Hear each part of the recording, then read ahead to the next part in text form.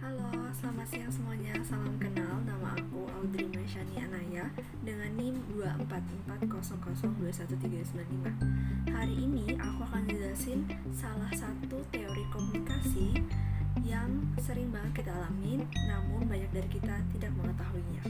Teori ini adalah salah satu teori ilmu sosial yang di dalamnya terjalin hubungan dua orang yang berkaitan dengan proses biaya dan juga manfaat. Secara gambaran besar, Science Direct menggambarkan teori ini melalui proses untung dan juga rugi.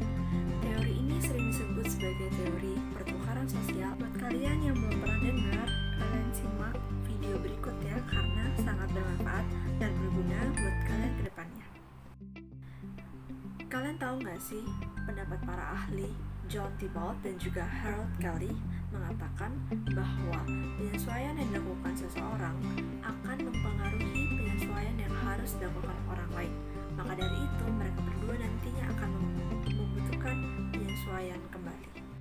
Nah, dalam SET atau Social Exchange Theory didasarkan pada gagasan bahwa orang akan berpikir tentang hubungan mereka dalam hal ekonomi.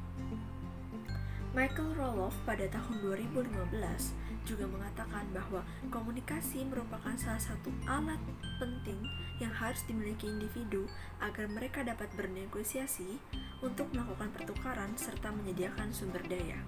Maka dari itu, teori pertukaran sosial berpendapat bahwa kekuatan terbesar dan utama adalah dalam hubungan interpersonal yang terjalin dan untuk mencapai sebuah kepuasan, kepentingan, dan juga keinginan dari kedua individu.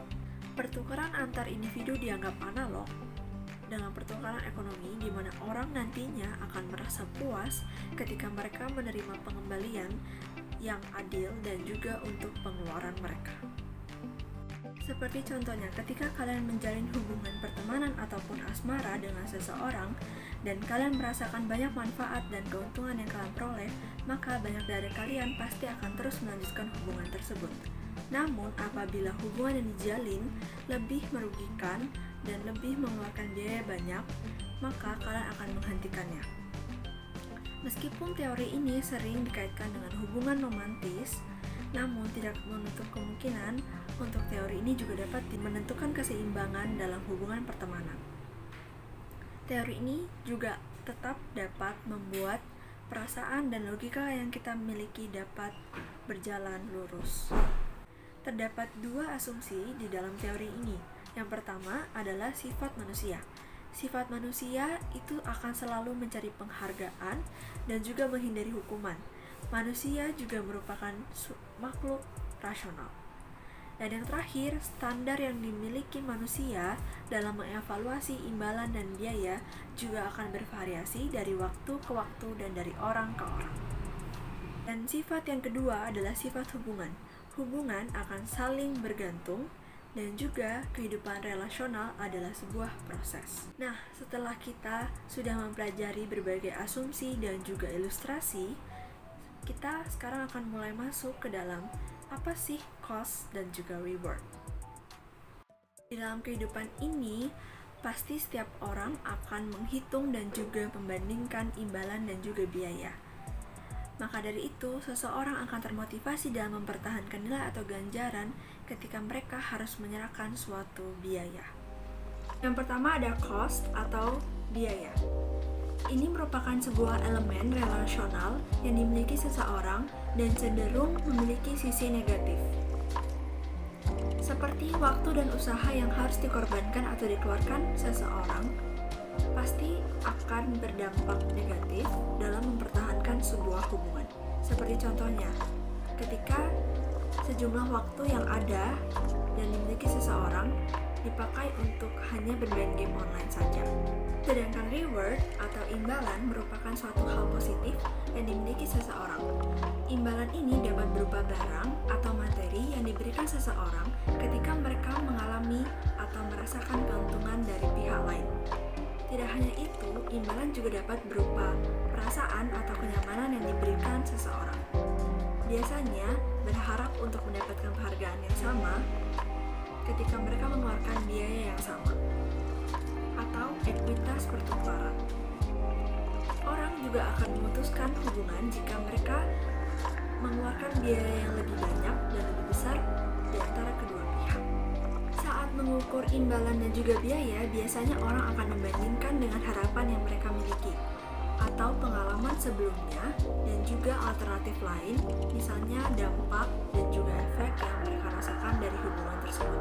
Di dalam teori pertukaran sosial ini, orang cenderung melakukan perbandingan dan seringkali tanpa kita sadari, mereka akan membandingkan hubungan mereka dengan hubungan orang lain atau hubungan sebelumnya. Titik perbandingannya adalah ketika hubungan ini membantu seseorang dalam memutuskan kapan mereka akan menerima cukup keuntungan dari sebuah hubungan. Tetapi jika seseorang tidak memiliki hubungan yang sehat, maka mereka akan terus mengejar hubungan yang tidak aman.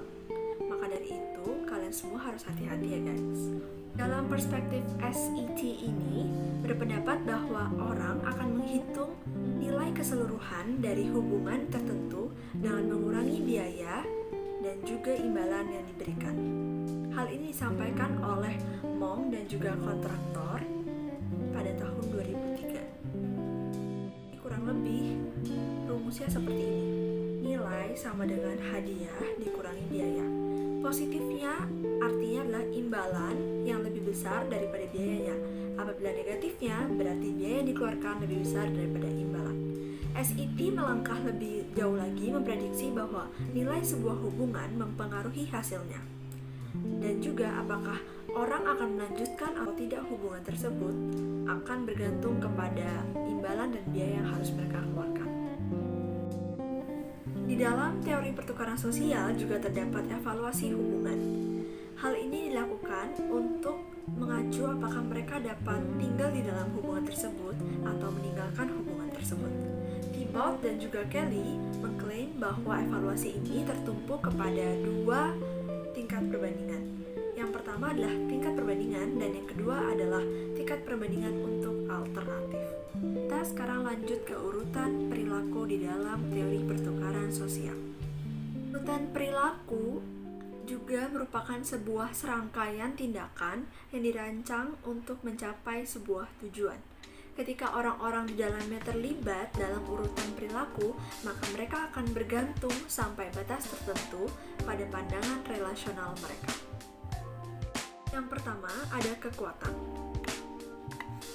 Kekuatan merupakan sebuah interdependen yang memunculkan konsep kekuasaan atau ketergantungan yang dimiliki seseorang terhadap hasil.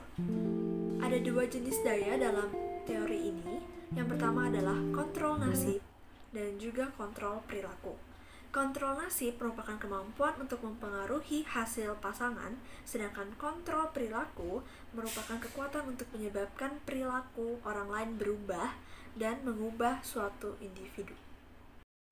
Terakhir, pertukaran itu sendiri dibedakan ke dalam 3 bentuk matriks. Yang pertama ada pertukaran langsung, pertukaran umum, dan juga pertukaran produktif.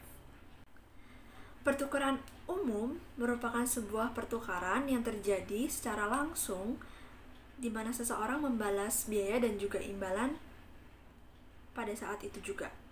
Sedangkan pertukaran umum melibatkan timbal balik secara tidak langsung, di mana timbal balik melibatkan jaringan sosial dan tidak terbatas pada dua individu.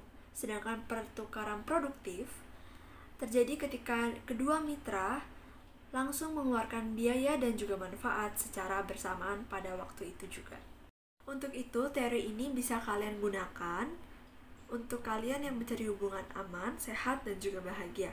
Namun, perlu diingat bahwa ketika kalian membangun sebuah hubungan di awal, kalian akan menjalani suatu fase bulan madu atau honeymoon phase. Nah, di sini kalian harus hati-hati karena terkadang di awal suatu hubungan banyak orang cenderung mengabaikan keseimbangan pertukaran sosial. Maksudnya mereka terlalu berlebihan untuk rela berkorban kepada pasangan mereka sehingga mereka mengabaikan biaya yang begitu besar dan kerugian yang dialami salah satu pihak secara tidak sadar. Sementara potensi keuntungan seringkali dilebih-lebihkan hingga terkadang tidak masuk di akal. Ketika periode bulan madu ini selesai, kalian juga harus ingat bahwa kalian harus mengevaluasi hubungan seperti yang sudah saya katakan di awal tadi. Dengan begini, kalian akan lebih mengerti dan lebih melihat kerugian dan juga manfaat yang kalian dapatkan ketika menjalin hubungan. Saya Audrey Maisyani Anaya, pamit undur diri dan mengucapkan terima kasih karena kalian sudah mengikuti saya sampai di akhir. Salam sejahtera bagi kita semua. Semoga video yang sudah saya sampaikan bisa bermanfaat dan berguna untuk kalian.